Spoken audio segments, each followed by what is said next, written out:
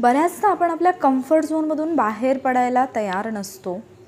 एक तीच मनोवृत्ती जी आपली बनलेली असते त्याच्यातून बाहेर पडायला तयार नसतो आणि हाच आपल्या प्रगतीतला सर्वात मोठा अडथळा असतो. मग अशा वेळेला काय करायचं आणि याच्यातून बाहेर कसं पडायचं याच्याबद्दल आज मी बोलणार आहे. कारण जर तुमच्या प्रगतीमधला आणि तुम्ही पुढे जाण्यामध्ये किंवा लाईफमध्ये जे हवं आहे ते अचीव करण्यामध्ये जर सगळ्यात मोठा अडथळा कुठला असेल तर तो अडथळा आहे तो म्हणजे आपला कम्फर्ट झोन. आपण आहे या गोष्टी किंवा ज्या विचारांमध्ये आपण जगतोय, ज्या गोष्टी अझ्युम करून आपण जगतोय त्या सोडायला आपण तयार नसतो.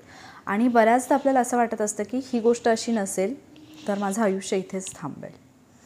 आजचा व्हिडिओ शेवटपर्यंत नक्की पहा, याच्यातून तुम्ही काही ना काहीतरी नक्कीच शिकून जाल. हॅलो वॉरियर्स, मी सुप्रिया आणि तुम्ही पाहत आहात वॉरियर ऑफिसर एज्युकेशनल प्लॅटफॉर्म. फक्त लढण्याची नव्हे, जिंकण्याची तयारी. एक सुंदरशी गोष्ट तुमच्यासोबत शेअर करायची होती. एक साधू आणि त्याचे काही शिष्य हे जंगलातून ज्यावेळेला मार्गक्रमण करत असतात त्यांना एका ओसाड ठिकाणी जिथे कुठल्याही प्रकारची मानवी वस्ती नाही आहे, आजूबाजूला फारशी वर्दळ नाही आहे, अशा ठिकाणी एक छोटीशी झोपडी दिसते.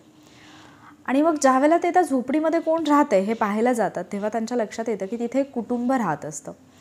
एक माणूस त्याच्या पत्नीसोबत आणि त्याच्या 3 मुलांसोबत तिथे राहत असतो. त्या झोपडीच्या बाहेरच एक अतिशय हडकुळी अशी गाई बांधलेली असते. आणि मग आपसुकच ते साधू आणि त्याचे जे शिष्य आहेत ते त्या झोपडीमध्ये प्रवेश करतात. आणि तिथला जो माणूस असतो तो सुद्धा त्यांचं फार छान पद्धतीने आदरातिथ्य करतो, त्यांना वेलकम करतो, त्यांना झोपडीमध्ये घेतो. त्या साधूला आणि त्याच्या शिष्यांना विचारतो सुद्धा की तुम्हाला काही हवं आहे का. साधू त्या माणसाला विचारतात की ही ओसाड अशी वस्ती आहे, इथे कुठेही दूरवरती मनुष्य वस्ती दिसत नाही आहे किंवा आजूबाजूला कुठल्याही सोयी सुविधा नाही आहेत, आणि तरीसुद्धा मग तुम्ही जगतात कसे, तुमचा उदरनिर्वाह कसा चालतो. याच्यावरती तो माणूस उत्तर देतो की ही दारामध्ये बांधलेली जी गाई आहे या गाईचं आम्ही दूध काढतो, ते दूधच आम्ही खातो, त्या दुधापासून काही पदार्थ बनवतो आणि तेच पदार्थ आम्ही खातो. आणि फार फार तर कधी आवश्यकता वाटलीच तर ते दूध घेऊन आम्ही बाजूच्या गावामध्ये जातो, तिथे ते दूध आणि त्या दुधाचे पदार्थ विकतो आणि त्याच्यातून येणारा जो काही पैसा आहे त्याच्या बदल्यात आम्हाला ज्या इतर आवश्यक वस्तू आहेत त्या घेऊन येतो आणि याच्यावरतीच आमचा उदरनिर्वाह चालतो. म्हणजे आमच्या जगण्याचं साधन हे सध्या ती एकमेव एक असणारी गाई आहे. साधू तिथून पाणी वगैरे घेतात आणि तिथून चालायला लागतात. थोडं पुढं गेल्यानंतर, थोडं अंतर चालून गेल्यानंतर साधू आपल्या शिष्याला सांगतात की तू जा आणि ती त्यांच्या दारातली जी गाई आहे त्या गाईला सोडून घेऊन ये, त्या गाईची आपल्याला चोरी करायची. अर्थातच शिष्याला ही गोष्ट अजिबात पटत नाही, कारण त्याला माहिती असतं की इतक्या हलाखीच्या परिस्थितीमध्ये ते कुटुंब जगत असतं आणि ती गाई एकमेव साधन आहे त्यांच्या उदरनिर्वाहाचं. आणि तो शिष्य साधूंना विचारतो की तुम्ही इतके कसे काय निर्दयी असू शकतात की एखाद्या माणसाचं उदरनिर्वाहाचं साधन तुम्ही हिरावून घेत आहात. त्याच्यावरती त्याचे गुरु म्हणजेच ते साधू महाराज त्याला फक्त ऑर्डर देतात, आज्ञा देतात की जेवढं मी तुला सांगितलेलं आहे तेवढंच कर आणि गुरुची आज्ञा तू मोडू शकत नाही. नाईलाजाने तो शिष्य जातो आणि तिथली जी गाई आहे ती चोरून घेऊन येतो. पण ही गोष्ट त्याच्या मनात इतकी सलत राहते, एक अपराधीपणाची भावना त्याला स्वस्थ बसू देत नसते. काही वर्षांचा कालावधी जातो. तो त्याच्या गुरूंना सतत विचारत असतो की आपण असं का केलं, पण त्याचे गुरु त्याला उत्तर देत नाहीत. आणि एके दिवशी मात्र त्याच्या भावनांचा ओघ इतका जास्त होतो, भावनांचा उद्रेक होतो आणि त्या शिष्याला असं वाटतं की आपण केवढं मोठं पाप केलेलं आहे, जे पाप त्याला शांत बसू देत नसतं. आणि मग तो ठरवतो की आपण आपल्या गुरूंना न सांगता त्या माणसाकडे परत जायचं, त्या कुटुंबाकडे परत जायचं आणि पाहून घ्यायचं की आत्ता ते कसे जगत आहेत. कारण आपण त्यांचं उदरनिर्वाहाचं एकमेव साधन घेऊन आलेलो आहोत, तर अर्थातच त्यांच्याकडे जगण्यासाठी काहीच नाही आहे. म्हणजे ती फॅमिली जगली कशी असेल. आणि मग तो शिष्य जो असतो तो परत एकदा त्या ठिकाणी येतो. पण काही वर्षांचा कालावधी गेलेला असतो. जेव्हा तो शिष्य तिथे येतो आणि तिथे पाहतो तर तिथे बऱ्याच गोष्टी बदललेल्या असतात. त्या झोपडीच्या ठिकाणी एक सुंदर असा बंगला उभा असतो.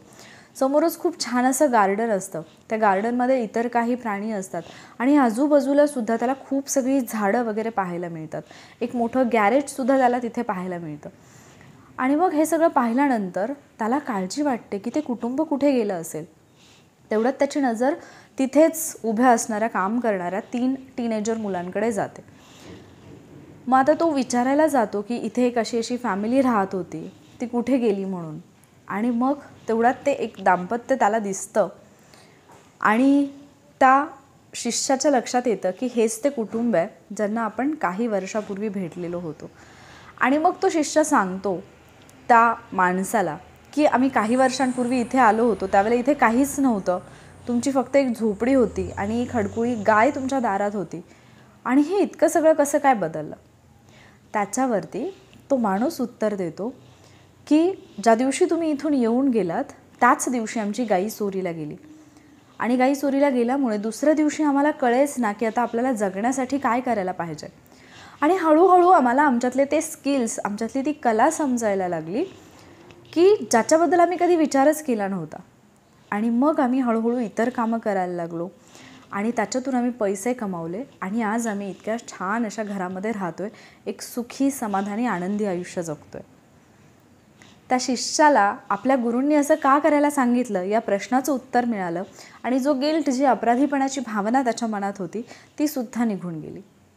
पण त्या कुटुंबातल्या त्या कुटुंब प्रमुखाने बोललेलं एक वाक्य ते मात्र आपल्याला सुद्धा विचारात टाकण्यासारखं आहे की जोपर्यंत आपल्याकडे सगळ्या गोष्टी असतात तोपर्यंत आपण त्याच्यातून बाहेर पडून काहीतरी करण्याचा किंवा स्वतःतली क्षमता शोधण्याचा आपण कधी प्रयत्नच करत नाही. म्हणजे मी स्वतः पण हा अनुभव घेतलेला आहे, तुम्ही पण कदाचित घेतला असेल की तुम्हाला कुठेतरी ॲडमिशन घ्यायचं होतं. ॲडमिशनच्या वेळेला नेहमी तुमचे पप्पा तुमच्यासोबत असतील, आई किंवा पप्पा. कुठल्याही ठिकाणी ॲडमिशन घ्यायला जायचं आहे, बँकेचं एखादं काम करायचं आहे, बाहेर कुठलंही काम आहे, अशा वेळेला आपल्या कुटुंबातला एक सदस्य आपल्यासोबत असतो जो नेहमी आपल्याला मदत करतो. पण कधी जर चुकून अशी अवस्था झालीच, म्हणजे अशी वेळ आलीच की त्यावेळेला तुमचे पप्पा तुमच्यासोबत नाही आहेत आणि तुम्हाला कुठला तरी ॲडमिशनचा फॉर्म अर्जंट भरायचा आहे, मग त्यावेळेला आपल्याला खूप भीती वाटायला लागते की यार माझं कसं होणार, मी कसं ॲडमिशन करणार, माझे पप्पा आज नाही आहेत, ते बाहेर गेलेत आणि मला एकट्याला करावं लागणार आहे. पण ज्यावेळेला तुम्ही ते सगळं कंप्लीट करता, तुमचं डॉक्युमेंटेशन कंप्लीट करता, तुमची ॲडमिशनची प्रोसेस कंप्लीट करता, त्याच्यानंतर तुम्हाला एक वेगळाच आनंद मिळतो आणि तुम्ही खूप अभिमानाने सांगता की माझं ॲडमिशन मी स्वतः केलं, म्हणजे कोणाची मदत न घेता केलं.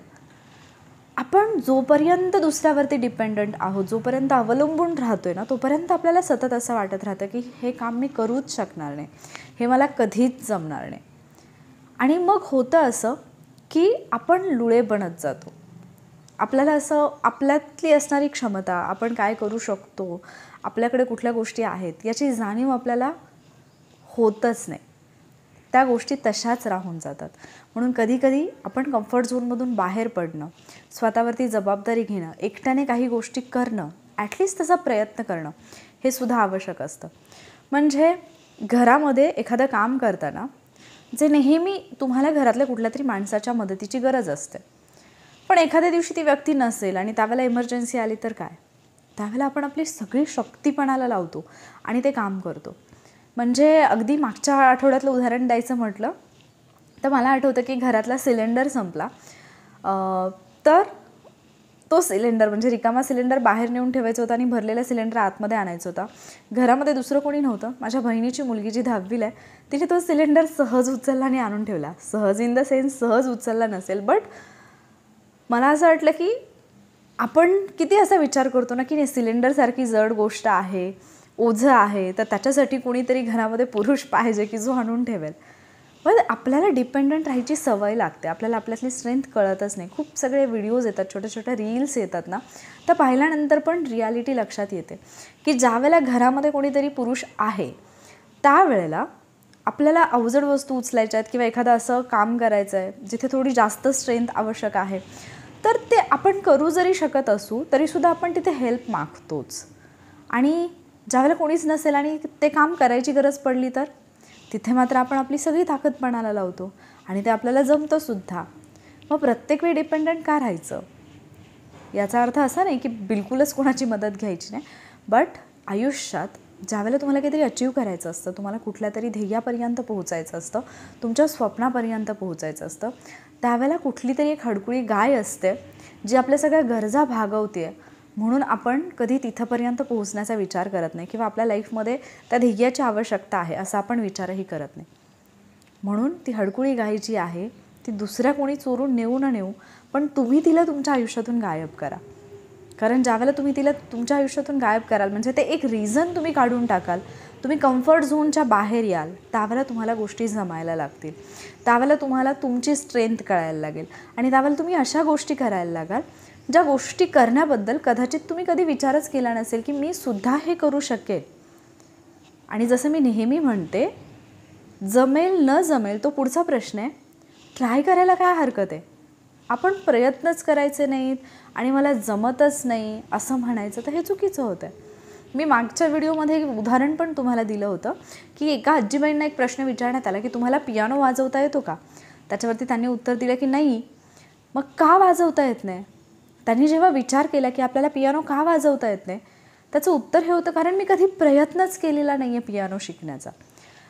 आयुष्यात कितीतरी गोष्टी आपण कधी ट्रायच करत नाही, आपण कधी प्रयत्नच करत नाही की ती गोष्ट आपल्याला जमते आहे का. आणि जेव्हा आपल्याला विचारलं जातं की हे तुला जमतं आहे का, आपण म्हणतो नाही. स्विमिंगचं उदाहरण घ्या, तुम्हाला पोहता येतं का? तुम्ही म्हणाल नाही. का पोहता येत नाही?